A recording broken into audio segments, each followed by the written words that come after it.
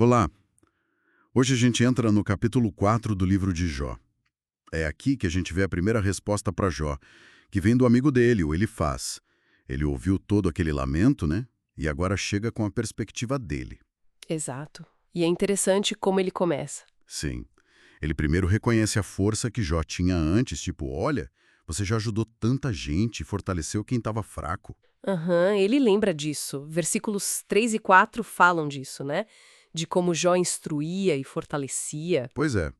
Só que aí logo em seguida ele vira o disco. Mas agora que o problema chegou para você, aí você desanima? É um contraste bem direto, né? Quase um... Ué, cadê aquela força toda agora? Exatamente. Prepara o terreno para o argumento principal dele. Sim, e ele não demora para chegar lá.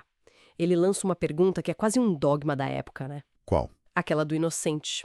Onde que os justos foram destruídos? É o versículo 7. Ou seja, a famosa doutrina da retribuição. Perfeito. Ele afirma que observou isso, está lá no versículo 8.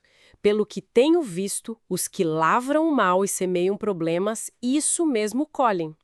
Causa e efeito direto. Pecou, sofreu. Bem preto no branco, né? Muito. E o ponto-chave é ele aplicar essa regra geral, assim, sem muita sensibilidade aparente para a situação específica e terrível do Jó. Fica aquela sugestão no ar, né? Se tá sofrendo tanto assim... Nossa, vindo de um amigo, é complicado. E ele ainda usa umas imagens fortes para ilustrar. Os leões. Ah, sim, os leões. Versículos 10 e 11. Fala que até os dentes dos leões são quebrados, que o leão morre se não tiver presa. Pra que essa analogia aqui? O que ele quer dizer com isso? Então essa imagem do leão serve para reforçar a ideia do poder de Deus sobre tudo e todos, até os mais fortes, sabe?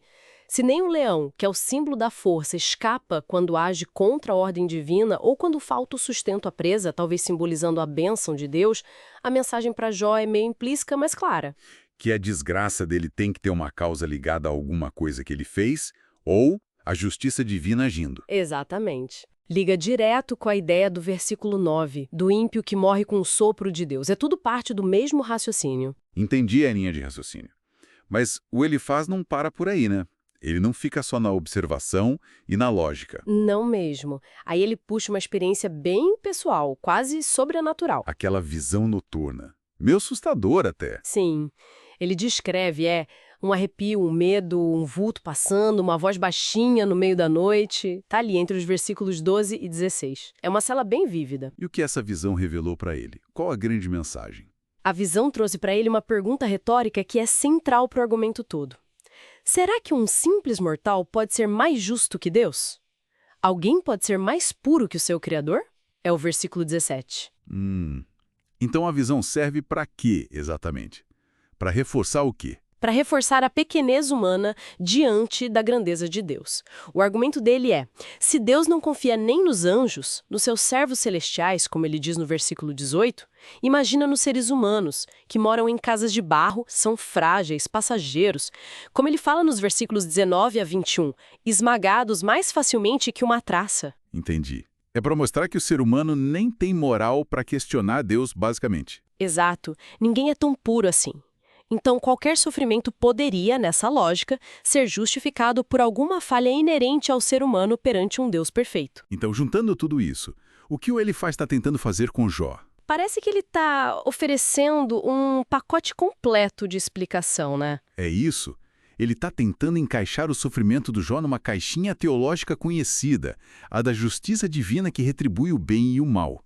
E ele reforça isso com a observação dele da vida, com a analogia do leão e ainda sela com essa experiência mística pessoal, a visão. É a primeira tentativa de trazer alguma ordem para o caos que tomou conta da vida do Jó. Uma tentativa de dar sentido, mesmo que esse sentido seja duro. Precisamente. Ele estabelece o argumento que vai ser o ponto de partida para todo o debate que segue no livro.